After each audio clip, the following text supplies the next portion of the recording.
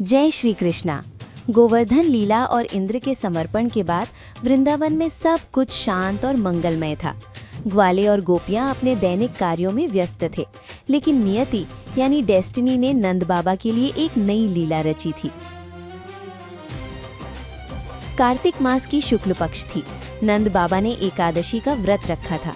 व्रत के नियम के अनुसार अगले दिन द्वादशी को सूरज निकलने से पहले यमुना जी में स्नान करना होता है, लेकिन उस रात नंद बाबा से समय देखने में एक छोटी सी भूल हो गई।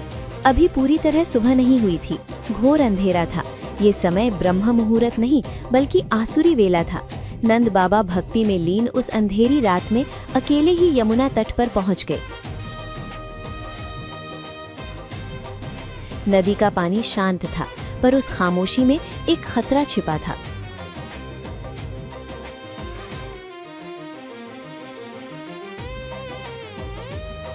जैसे ही नंद बाबा ने ठंडे पानी में डुबकी लगाई, जल देवता वरुण का एक सेवक वहां आ पहुंचा।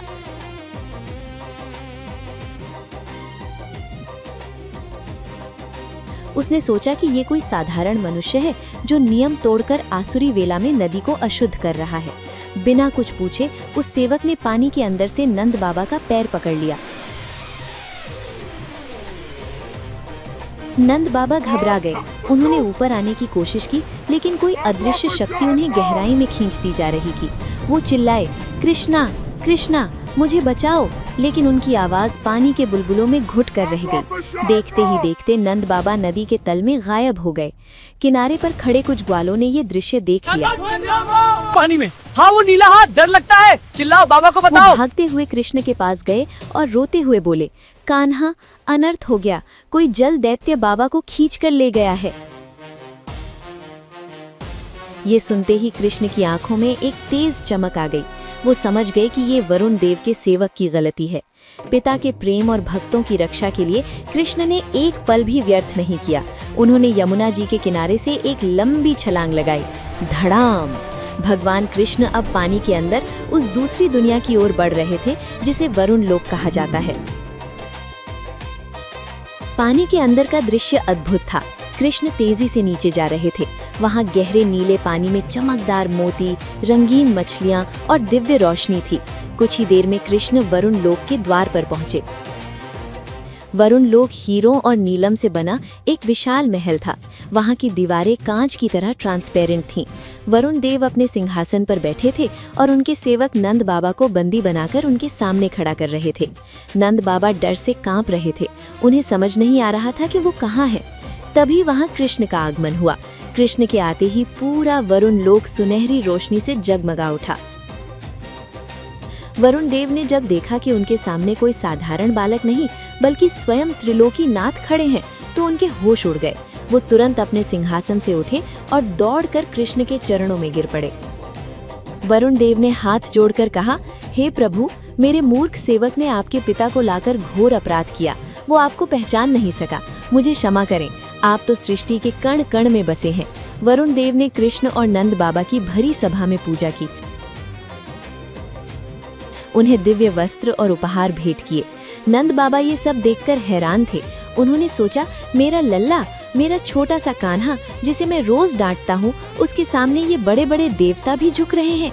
ये कैसे संभव है? नंद बाबा की आंखें खुली की खुली रह गईं। आज उन्हें पहली बार कृष्ण के ईश्वर होने का एहसास हुआ। कृष्ण ने वरुण देव को आशीर्वाद दिया और नंद बाबा का हाथ पकड़कर कहा, बाबा चलो, मैया परेशान होगी। वरुण देव ने उन्हें सम्मान पूर्वक वापस भेजा।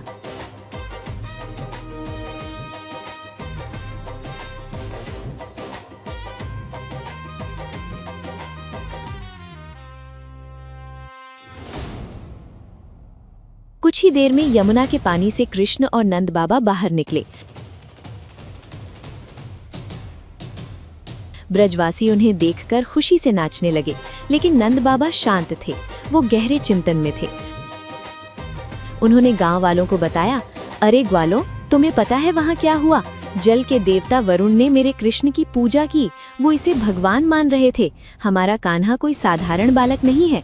ग्वाली ये सुनकर उलझ गए। उन्हें लगा नंद बाबा शायद डर की वजह से कुछ भी बोल रहे हैं।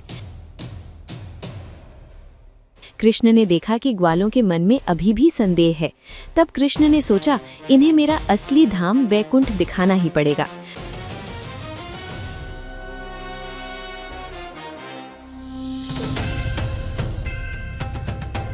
कृष्ण सभी ग्वालों को ब्रह्मारद नाम के सरोवर पर ले गए। उन्होंने कहा, मित्रों, इस जल में डुबकी लगाओ। जैसे ही ग्वालों ने पानी के अंदर सिर डुबोया, उनकी दुनिया ही बदल गई। उन्होंने देखा वैकुंठ लोक, जहाँ चारों तरफ दिव्य प्रकाश था।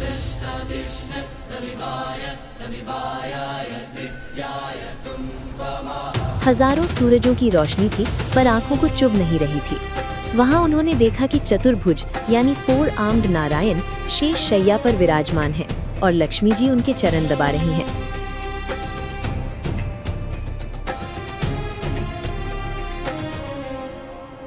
सारे देवता उनकी स्तुति कर रहे हैं। ग्वाले ये देखकर मंत्रमुग्ध हो गए।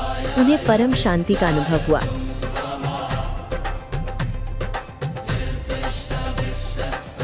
जब वो पानी से बाहर निकले तो उनका सारा अज्ञान मिट चुका था। वो जान गए थे कि उनका सखा कान्हा ही परमेश्वर है। समय बीतता गया। वर्षा ऋतु गई और शरद ऋतु का आगमन हुआ। वो शरद पूर्णिमा की रात थी। चंद्रमा अपनी 16 कलाओं के साथ पूरा खिला हुआ था। वृंदावन के जंगल में मल्लिका और जूही के फूल महक रहे थे। हवा में एक ऐसी मदहोशी थी जो पहले कभी नहीं थी। आज की रात युगों युगों का वादा पूरा होने वाला था। कृष्ण ने देखा कि चांदनी रात कितनी सुहानी है। उन्होंने अपनी बंसुरी उठाई और वंशवट के नीचे खड़े हो गए।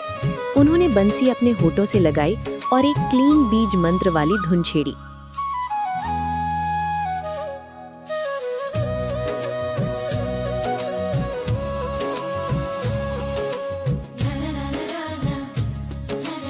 वो धुन कोई साधारण संगीत नहीं थी। वो धुन तीनों लोगों को भेदते हुई सीधी गोपियों के हृदय में उतर गई।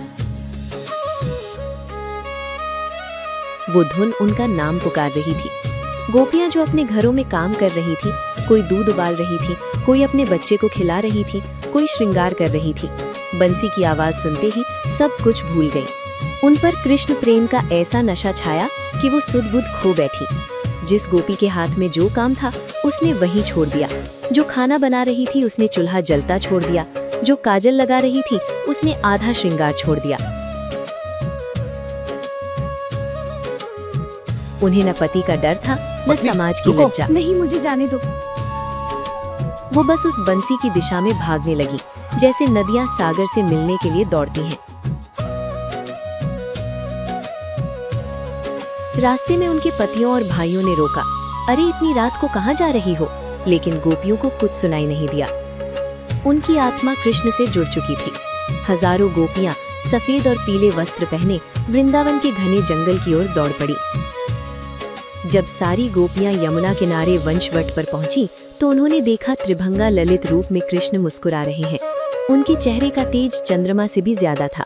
गोपियां हाँफ रही थीं, पर कृष्ण को देखकर उनकी सारी थकान मिट गई।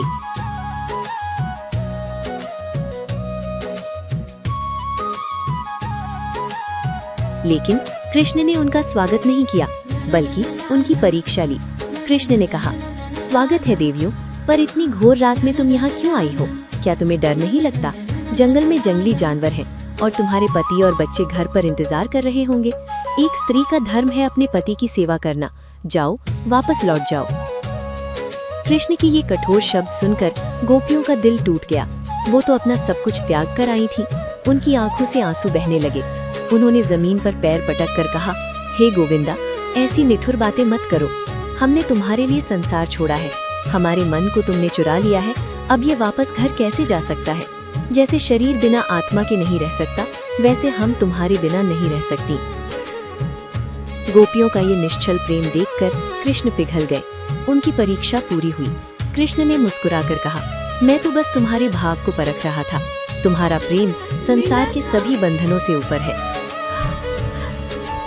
कृष्ण ने अपनी बंसी फिर से बजाई और तब वृंदावन की उस पूर्णिमा की रात में शुरू हुई महारास लीला। लेकिन गोपियां हजारों थीं और कृष्ण एक। हर गोपी चाहती थी कि कृष्ण सिर्फ उसके साथ नाचे। तो कृष्ण ने क्या किया?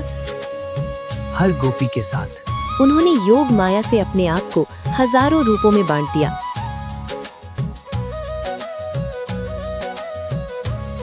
हर गोपी के साथ एक कृष्ण। क्या होगा जब शुरू होगा वो दिव्य नृत्य? देखिए अगले महा एपिसोड में महारास।